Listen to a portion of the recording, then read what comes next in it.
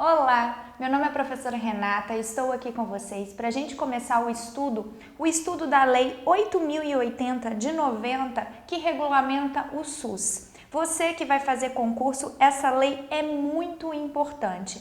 Vamos começar aqui com uma breve introduçãozinha. Vamos falar um pouquinho sobre a competência da saúde que é trazida na Constituição Federal. A Constituição Federal fala que cuidar da saúde e assistência pública, da proteção e garantia das pessoas portadoras de deficiência é uma competência comum. É uma competência comum de quem? Tanto da União, dos estados, do Distrito Federal e dos municípios. Partindo disso, você tem que saber que cabe a todos os entes federativos, a União, os estados, o Distrito Federal e os municípios cuidarem, se preocuparem com a saúde. Sabendo disso, vamos aqui adentrar na nossa lei. A lei determina que a lei regulamenta em todo o território nacional as ações e serviços de saúde executados tanto de maneira isolada como conjuntamente, em caráter permanente ou eventual. E quem que vai executar esses serviços de saúde? Tanto pessoas naturais ou pessoas jurídicas de direito público e de direito privado. Vocês vão entender que a saúde é um serviço que deve ser prestado pelo Estado, mas é um serviço não exclusivo do Estado. Como assim? Nós temos serviços exclusivos do Estado, como o serviço de ter que administrar, de ter que julgar, de ter que fazer leis. Esses são serviços exclusivos que nunca podem vir a ser delegados para a iniciativa privada. Já a saúde não. Quanto mais pessoas puderem contribuir para a saúde, melhor.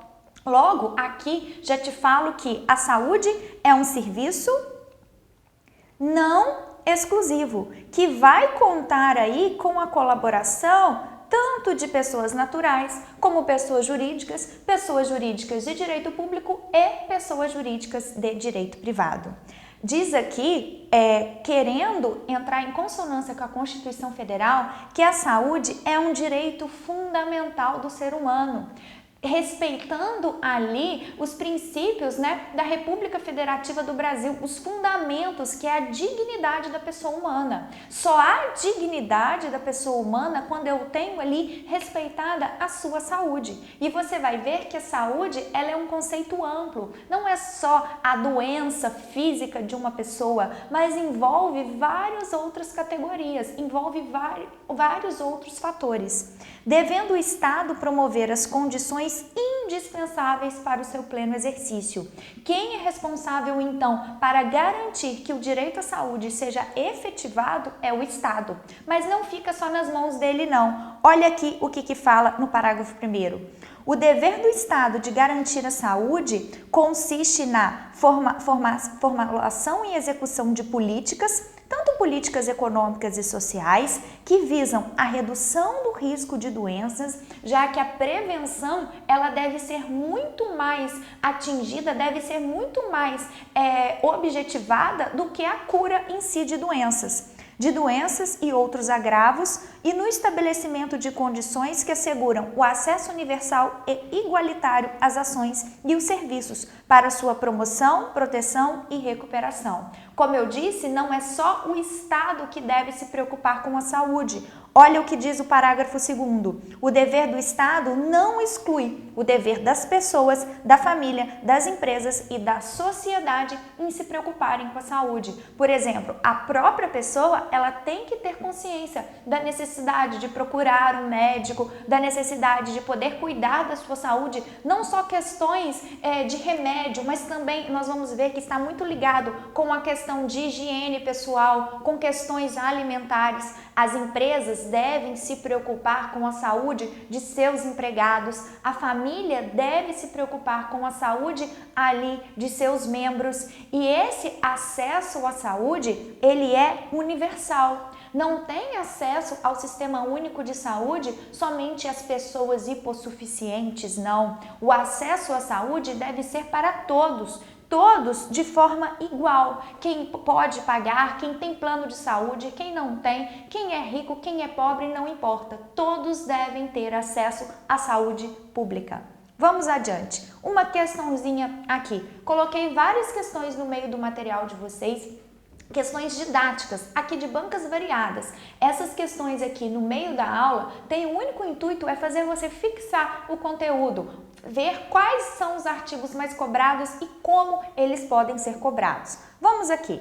Fala que qual lei dispõe sobre as condições para a promoção, proteção e recuperação da saúde, a organização e o funcionamento dos serviços correspondentes e dá outras providências. Trouxe essa questão aqui para você saber que justamente é a nossa lei objeto de estudo, Lei 8.080, de 19 de setembro de 90, que vai tratar da promoção, da proteção e recuperação da saúde, a organização e o funcionamento dos seus serviços.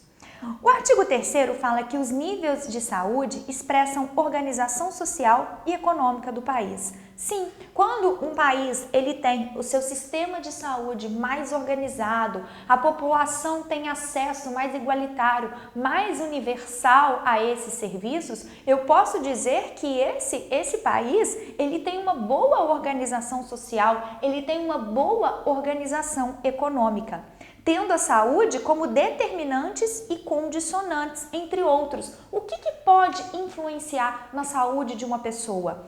A sua alimentação, a sua moradia, o saneamento básico é muito importante. Infelizmente no Brasil sabemos que várias cidades ainda têm pouco acesso ao serviço de saneamento básico, o que gera grandes problemas na saúde, ao meio ambiente, o trabalho, a renda, a educação, atividade física, o transporte, o lazer, o acesso a bens e serviços essenciais. Todos esses fatores são determinantes para que se tenha uma boa saúde. Não só simplesmente eu ter acesso a médicos, eu ter acesso a remédios, mas me preocupar desde antes com alimentação, com atividades físicas, com saneamento básico. Essa ideia que você deve levar para sua prova, uma ideia ampla. Cuidar da saúde é uma ideia ampla, deve alcançar vários níveis sociais, vários níveis de políticas públicas.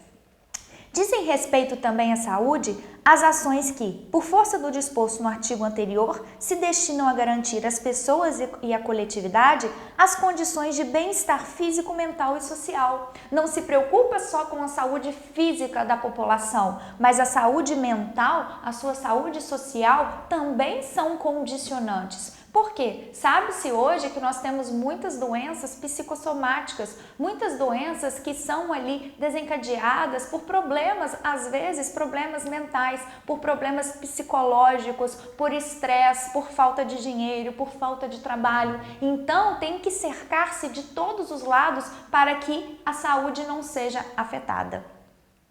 O conjunto de ações e serviços de saúde prestados por órgãos e instituições públicas federais, mas instituições federais, estaduais e municipais, tanto da administração direta e da administração indireta e das fundações mantidas pelo poder público, que vão constituir o nosso SUS, o nosso Sistema Único de Saúde. Mas, Renata, o que é a administração direta? O que é a administração indireta? A administração direta são essas aqui. É a União, os estados, o Distrito Federal, os municípios, os seus órgãos, todos eles correspondem à administração direta. Já a administração indireta nós guardamos como fase.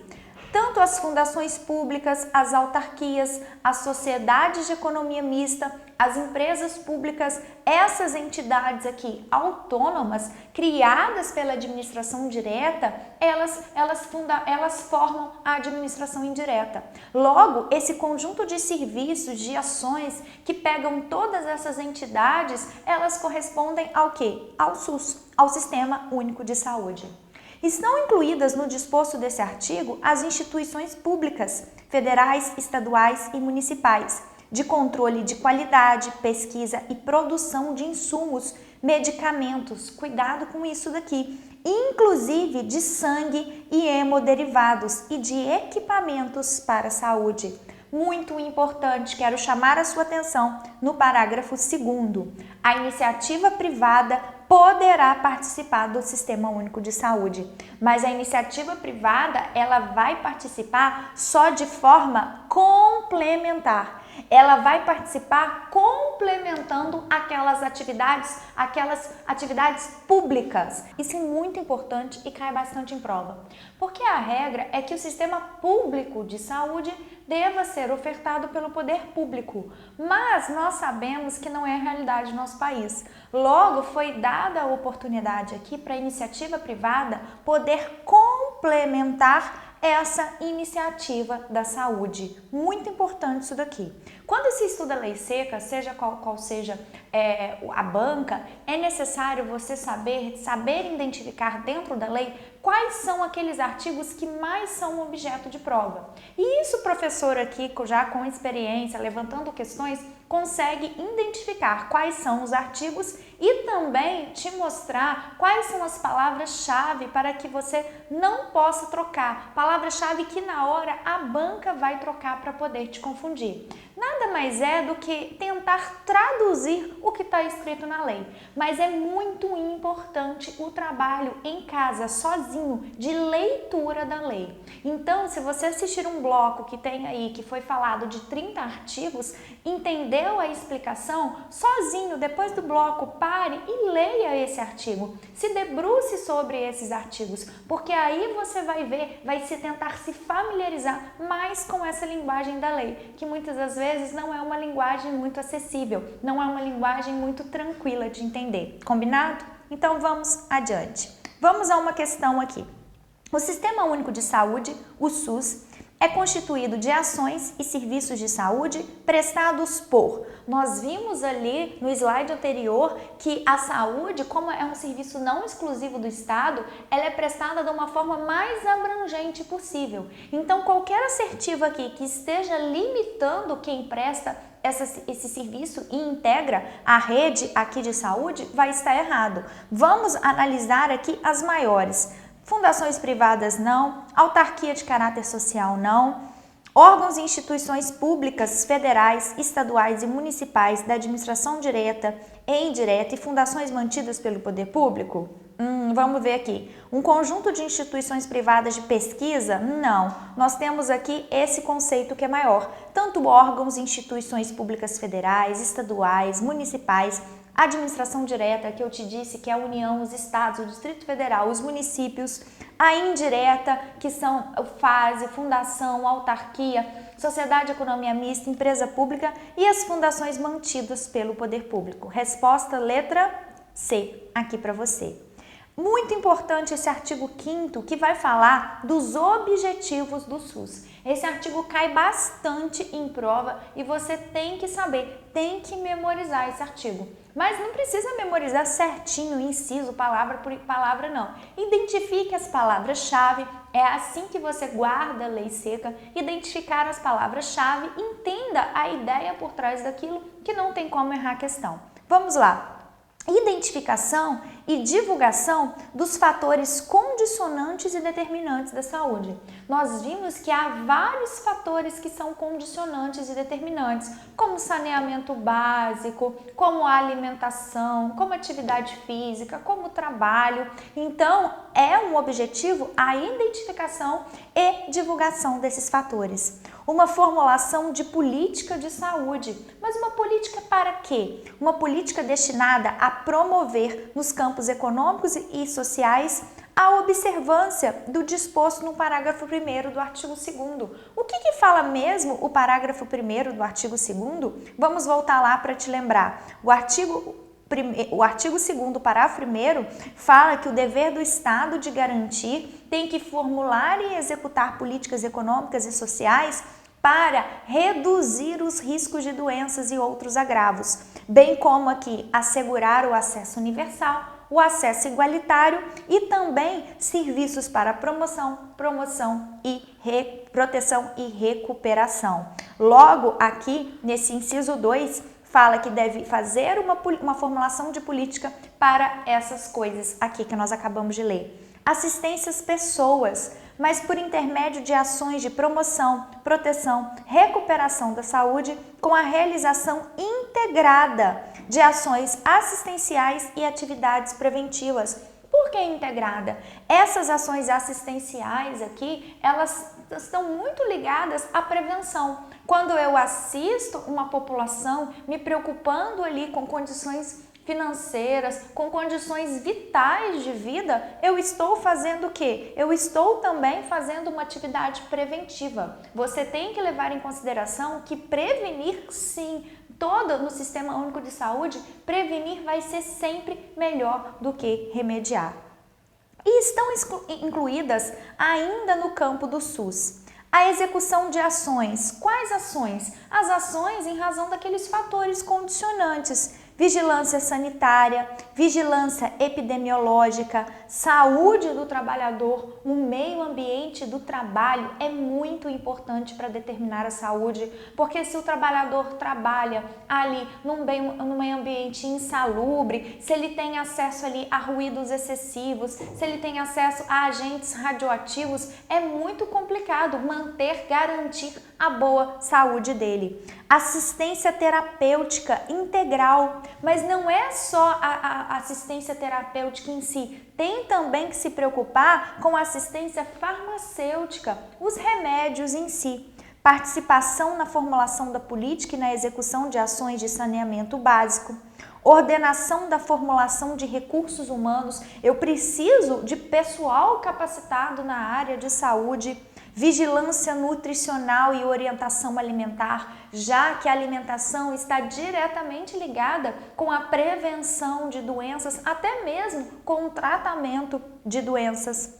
Colaboração na proteção do meio ambiente, como eu disse, o meio ambiente não só como a gente conhece de meio ambiente equilibrado, com água potável, com árvores, tudo direitinho não, mas também o meio ambiente do trabalho, no qual eu me preocupo se ali onde o trabalhador exerce as suas funções tem condições para propiciar, para ter uma boa saúde do trabalhador. Formulação de políticas de medicamentos, de equipamentos para a saúde, imunobiológicos e outros insumos de interesse para a saúde e participação na sua produção.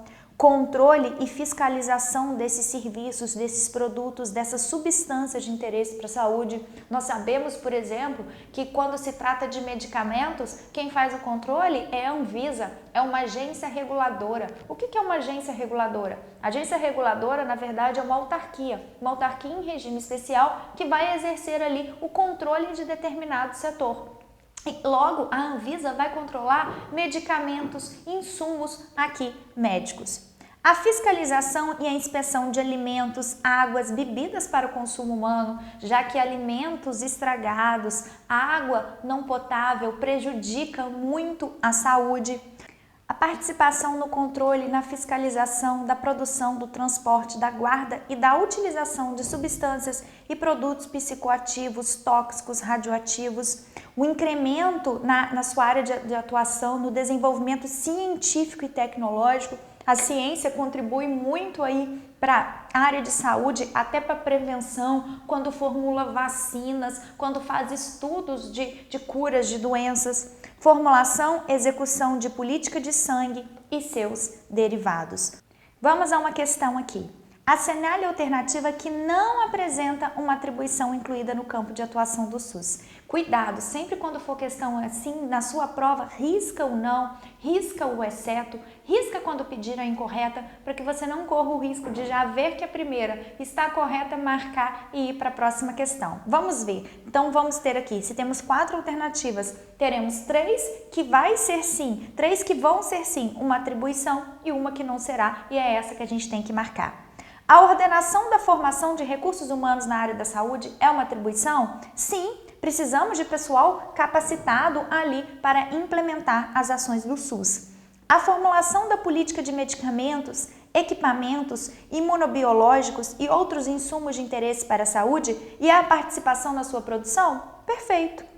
A formulação sem a execução da política de sangue e seus derivados? Não. A formulação com a execução. Logo, essa é a nossa alternativa. E a D é corretinha, a vigilância nutricional e a orientação alimentar. Viu? Não tem segredo, basta ler com atenção os dispositivos. Letra C é o nosso gabarito. Vamos aqui para dois conceitos importantes. Eu quero que você saiba, que você memorize o conceito de vigilância sanitária do conceito de vigilância epidemiológica. O que é vigilância sanitária? Vigilância sanitária é o conjunto de ações que são capazes de eliminar, diminuir ou prevenir risco à saúde e intervir nos problemas sanitários. Então, vigilância sanitária é aquela que se preocupa com problemas sanitários decorrentes do meio ambiente, da circulação e produção de bens e da prestação de serviços de interesse à saúde. O que abrange? Vamos lá comigo.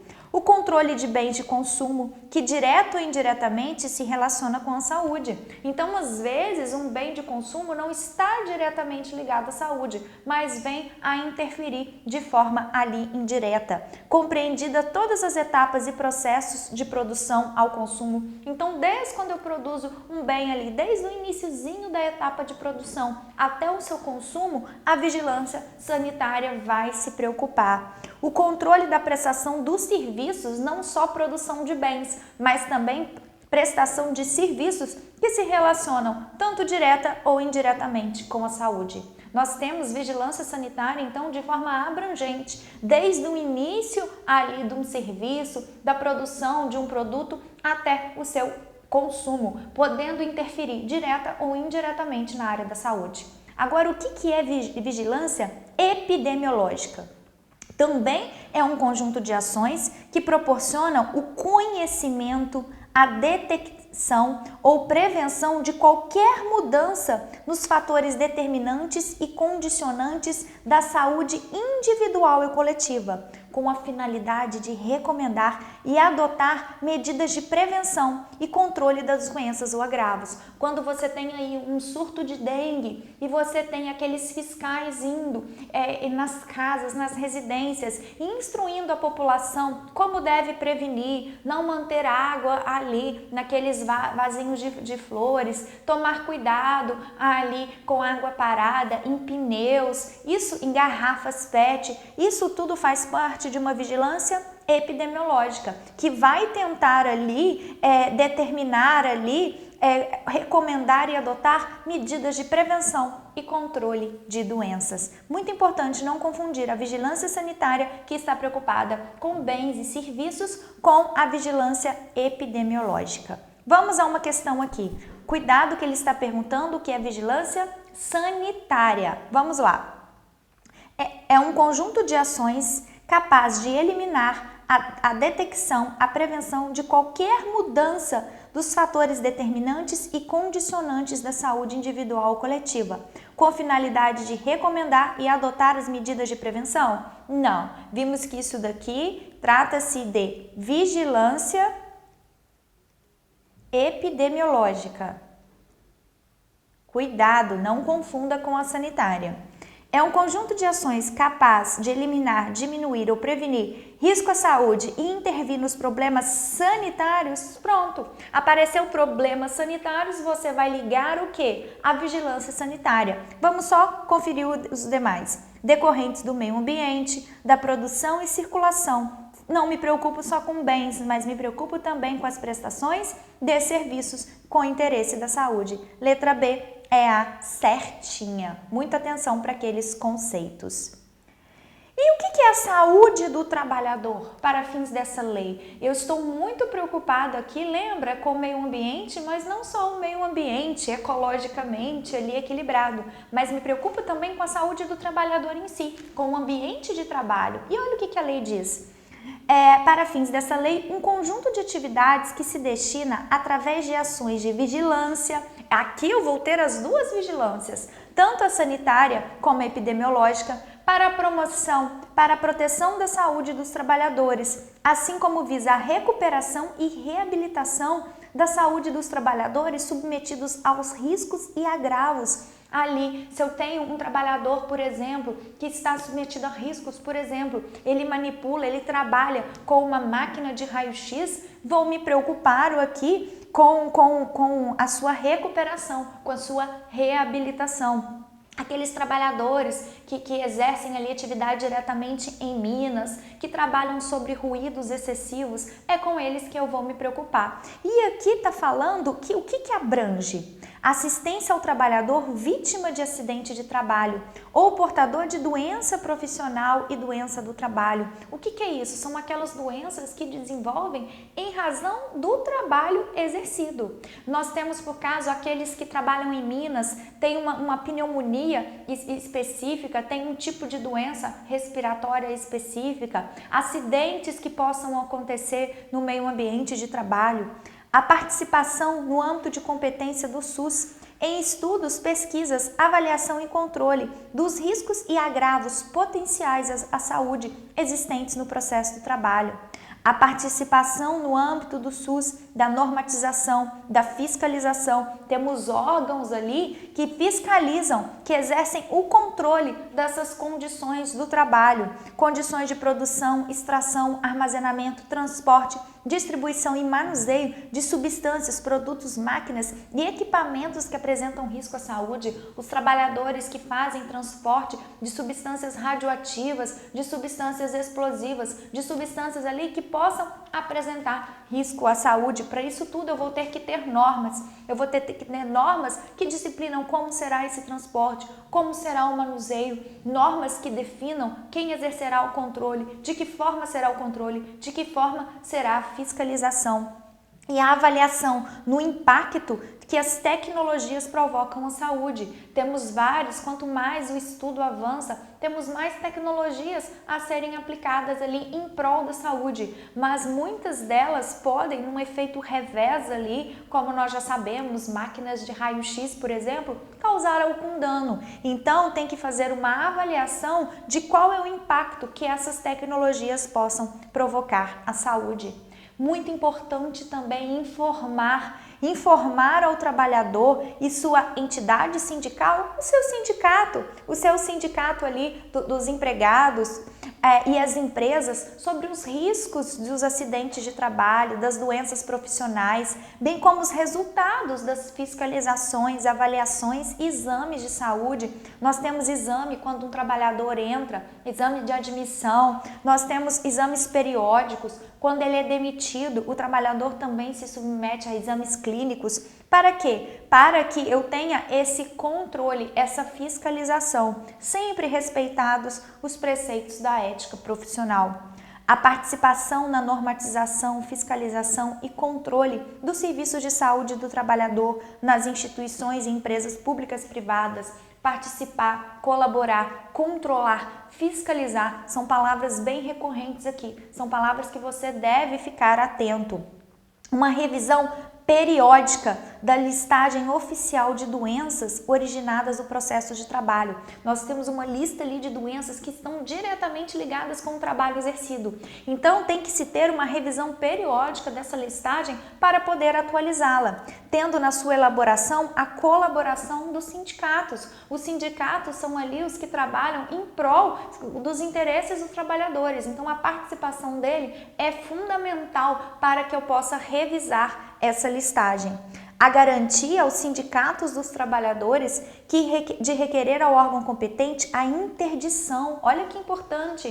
Se o sindicato perceber que é um estabelecimento, uma máquina, um setor do serviço ali está expondo o trabalhador a um risco iminente, um risco ali certo e um risco ali já quase acontecendo, esse sindicato vai poder requerer a interdição. A interdição de uma máquina, de um setor ou de todo ambiente de trabalho. Vamos a uma questãozinha aqui.